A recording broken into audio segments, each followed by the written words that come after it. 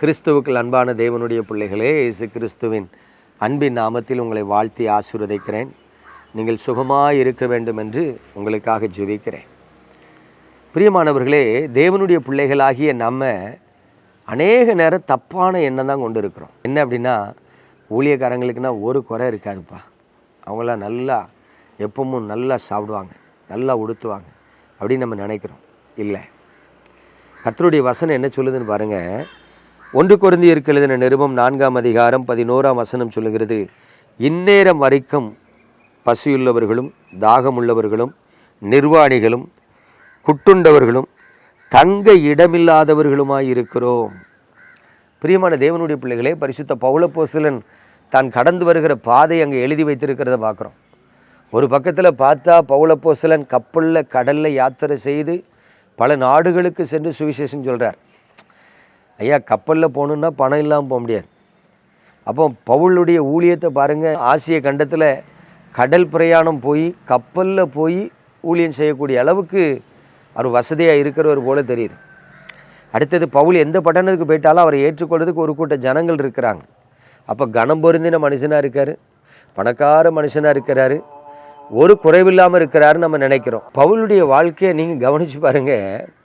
வெளியரங்கமாக பார்த்தா பயங்கர பிஸிமேனாக இருக்கார். ரோமாபுரிக்கு போகிறாரு, இத்தாலி பட்டணத்துக்கு போகிறாரு, கப்பல்லாம் போகிறாரு. அவர் போனால் அவரை ரிசீவ் பண்ணுறதுக்கு பெரிய மக்கள் கூட்டம் இருக்குது. கனத்துக்குரிய பேர் வாங்கின நல்ல ஒரு மனுஷன் அப்படின்னு தோணினாலும் அவருடைய அந்தரங்க வாழ்க்கை யாருக்குமே தெரியல. அவர் சொல்கிறாரு, ஐயா, எந்நேரமும் நாங்கள் பசியாகவும் பட்டினியாகவும் இருக்கோம் ஐயா, அந்நியனை போகிற பலதேசிய போல இருக்கிறோம் ஐயா, மனுஷனுடைய நிந்தையால் குட்டு வாங்கினவர்களாக இருக்கிறோம். யோசித்து பாருங்க, அவருக்குள்ளும் வேதனைகள் இருக்கிறது, அவருக்குள்ளும் வெறுமைகள் இருக்கிறது, அவருக்குள்ளும் நெருக்கங்கள் உபத்திரவங்கள் இருக்கிறது, அவருக்குள்ளும் குறைவுகள் இருக்கிறத இங்கே வேதத்தில் எழுதி வச்சிருக்கிறார். எந்நேரமும் பசியாகவும் பட்டினியாகவும் இருக்கும், சாப்பிட்றதுக்கு ஒன்றும் இல்லை. உண்மையிலே சொல்கிறேன், சில கிராமங்களில் கன்வென்ஷன் கூட்டத்துக்கு வாங்கம்பாங்க. கன்வென்ஷன் கூட்டம்னா எங்களுக்கு ரொம்ப சந்தோஷமாக இருக்கும். ஒரு 2 நாள் 3 நாள் அந்த சபையில் ஆலய பிரதிஷ்டை பண்டிகையை ஒட்டி ஊழியத்துக்கு போனால் ஒரு 3 நாள் கன்வென்ஷன் பேசும்போது ஒரு 5000மோ 10,000மோ காணிக்க கொடுப்பாங்க அப்படின்னு சந்தோஷமாக போவோம். ஆனால் சில கிராமத்தில் போனீங்கன்னா அங்கே போய் நாங்கள் தங்கியிருப்போம். அந்த வீட்டில் ஃபேன் இருக்காது. சில நேரம் சில வீட்டில் ஃபேன் போட்டாலும் வீட்டுக்குள்ளே வெக்க அப்படி இருக்கும், தூங்க முடியாது. நம்மளுக்கு காலையிலே காப்பி வருதுன்னு கொண்டு வர மாட்டாங்க. சில நேரம் பார்த்திங்கன்னா காலையில் 8:30 மணிக்கு மேலே தான் காப்பியே வரும். ஒரு நாள்லாம் பார்த்திங்கன்னா ஒருத்தர் சொல்கிறாரு, ஐயா, ஊழியத்துக்கு வண்டி எடுத்துகிட்டு வந்துட்டேன், போகலாமாங்காரு. நான் சொன்னேன், இன்னும் டிஃபன் சாப்பிடலன்னு. ஒருத்தரும் கொண்டு வரலையோன்னாரு. ஊழியக்காரங்களை சில நேரம் யாருமே கண்டுக்க மாட்டாங்க, விசாரிக்கவே மாட்டாங்க. சில கிராமங்களெல்லாம் ஒழுங்காக சாப்பாடு தர மாட்டாங்க. ஊழியத்தை முடித்த உடனே சொல்லுவாங்க, அண்ணே, கஷ்டப்பட்ட சபனே, ஒரு சின்ன காணிக்கை இருக்குது, வாங்கிக்கிறீங்களா அப்படின்னு சொல்லிட்டு பார்த்திங்கன்னா பரிதாபமாக ஒரு காணிக்கை கொடுப்பாங்க. அது காருக்கு டீசலுக்கு கூட காணாது. ஆனாலும் சந்தோஷமாக வாங்கிட்டு வந்துடும். வெளியேருந்து பார்க்குறவங்களுக்கு என்ன தெரியுமா, காரில் வராங்க ஐயா, நல்லா நீட்டாக பேண்ட் ஷர்ட்டு ஷூலாம் போட்டு வராங்க, அவங்களுக்கெல்லாம் ஒரு குறை இருக்காதுன்னு நினைப்பாங்க. நம்ம அங்கே ஊழியத்தை முடிச்சுட்டு வீட்டில் வரும்போது மனைவி எதிர்பார்த்துட்ருப்பா, சரி ஊழியத்துக்கு போன மனுஷன் ஏதாவது கொஞ்சம் காணிக்க கொண்டு வரணும். இங்கே நம்ம கைவீசமான வந்திருப்போம், என்னங்க இந்த திருப்பு கர்த்தர் ஒன்றும் தரல, சரி பரவாயில்ல, திரும்ப உட்காந்து ஜோபனும், வேறு ஏதாவது ஒரு விதத்தில் கர்த்தர் தேவைகளை சந்திப்பார். எதுக்காக சொல்கிறேன்னா, எல்லா மனுஷர்களையும் கர்த்தர் ஒரே விதமாக தான் நடத்துகிறார். இவர் எனக்கு வேண்டியாள், அவனுக்கு நான் அள்ளி கொடுத்து நடத்துவேன், இவன் எனக்கு வேண்டாதாள், அவனுக்கு நான் ஒன்றும் கொடுக்க மாட்டேன், அப்படியே ஆண்டவர் நடத்துகிற தேவன் அல்ல. நம்முடைய பார்வையில் வித்தியாசம் இருக்கும். அவங்களாம் நல்லா இருக்காங்கய்யா, கிடையாது. பிரியமான தேவனுடைய பிள்ளைகளை, ஒரு விஷயம் ஒரு ஊழியக்கார்ட்ட உட்காந்து பேசிகிட்டு இருக்கேன்.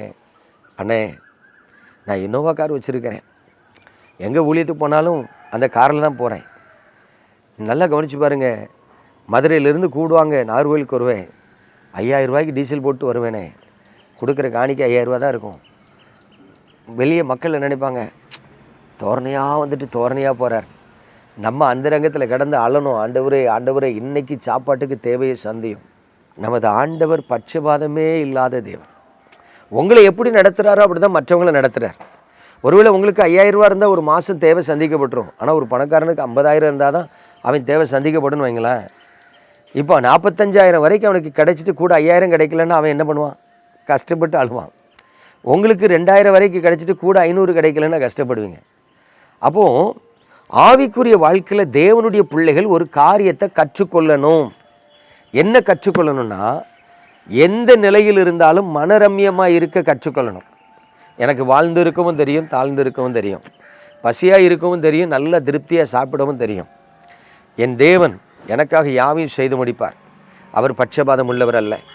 அவர் நன்மை செய்யும்போது அள்ளி தருவார். சில நேரம் வனாந்தரத்தில் நடத்துவார். இஸ்ரவேல் ஜனங்கள் நடத்தினார் பாருங்க. எகிப்தில் கொம்பட்டிக்காயும் வெள்ளை பூண்டும் சாப்பிட்டுக்கிட்டு அடுப்பங்கரையில் உட்காந்து இறைச்சியை சாப்பிட்டுக்கிட்டு இருந்தாங்க. அவனை வனாந்தரத்தில் நடத்தி விட்டு இறைச்சியும் கிடையாது, அடுப்பும் கிடையாது, வெள்ளரிக்காவும் வெள்ளை பூண்டும் கிடையாது. வனாந்தரத்தில் நடந்துகிட்டு இருக்கான். அவன் எப்போ வெள்ளரிக்காய் வெள்ளை பூண்டு கிடைக்குன்னு பார்த்தா ஆண்டவர் மன்னாவை கொடுக்கார். தேனிட்ட பணியாரம் போல இருக்கு. 4 நாள் சந்தோஷமாக சாப்பிட்றான். 5ஆவது நாள் இந்த மன்னாதானாங்க. அவன் ஆத்துமாவில் ஒரு இழைப்பு இருக்குது பாருங்க.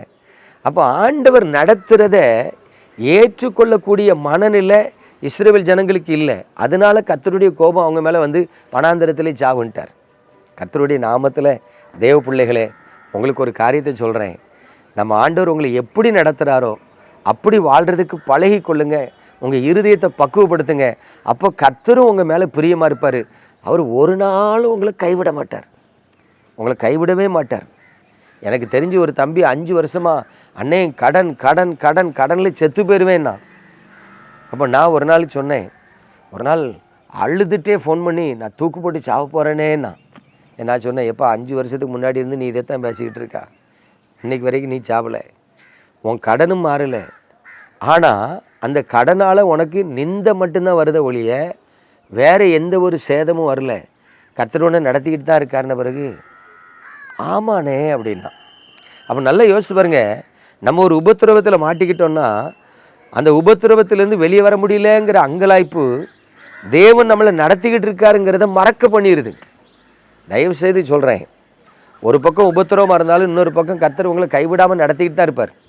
ஒரு பக்கம் வியாதியாக இருந்தாலும் நீங்கள் இன்னைக்கு வரைக்கும் உயிரோடு தானே இருக்கீங்க, சாவலில்ல. பெரிய எதுக்கு செத்துருவனோ பயந்துக்கிட்டு இருக்கீங்க? தூக்கி தூரப்படுங்க. வியாதியாக இருக்கட்டு, மாத்திரை எத்தனை வருஷம்னாலும் சாப்பிடுங்க. நீங்கள் உயிரோடு இருக்கிற வரைக்கும் மரணம் உங்ககிட்ட வராது. அதனால் சஞ்சலத்தோடு வாழாதீங்க, சந்தோஷமாக வாழுங்க. வியாதிக்கு மத்தியிலும் தரித்திரத்துக்கு மத்தியிலும் போராட்டங்களுக்கு மத்தியிலும் நீங்கள் சந்தோஷமாக வாழ பழகுங்க. வியாதியாக இருக்கும், தரித்திரமாக இருக்கும். நம்ம கர்த்தருக்குள்ள மகிழ்ச்சியாக இருப்போம். அல்லேலூயா. ஜெபம் பண்ணுவோமா? அன்பின் ஆண்டவரே, இந்த பரிசுத்தமான நாளிலும் உமது பிள்ளைகளோடு பேச தந்த கிருபைக்கு ஸ்தோத்திரம்.